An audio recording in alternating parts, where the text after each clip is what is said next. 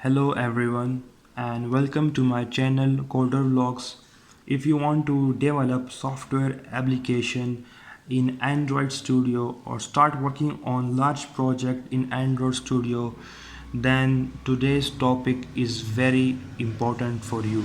Today we will discuss the best or Google recommended architectural design pattern, that is MVVM, which stands for model view model. And if you work in Android Studio, you will be facing a lot of bugs, app crashes, and difficult to handle code and many more problems. In short, 1000 problems, one solution, and that is MVVM. Before explaining what is MVVM, I will discuss its advantage before. Number one advantage is it is inspired and recommended by Google, which means that this is the best programming solution. Number two, if you have worked in Android Studio before, you will experience and face unexpected app crashes, which is very painful, and 95% of these problems will be solved by MVVM.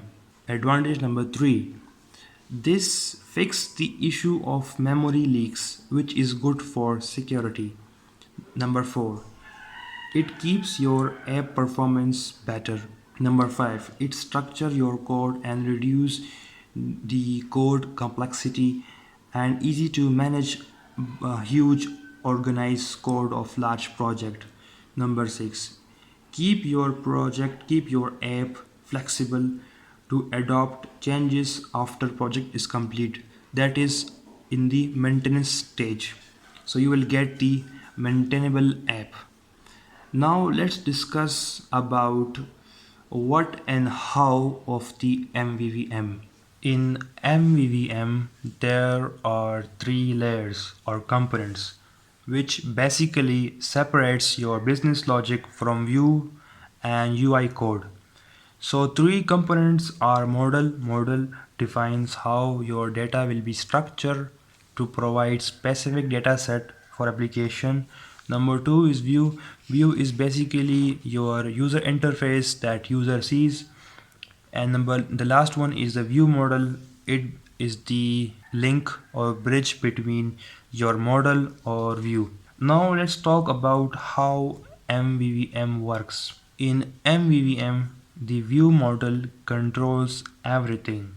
It is the bridge between view and model, and it did not expose your business logic in view to ensure good security.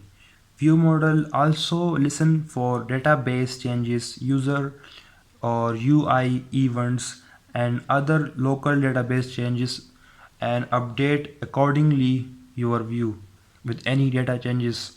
So it handle UI state management nicely. In order to understand MVVM in Android Studio better, we will do simple code example on it practically, but we will do that in next video. So thank you very much. See you in next video.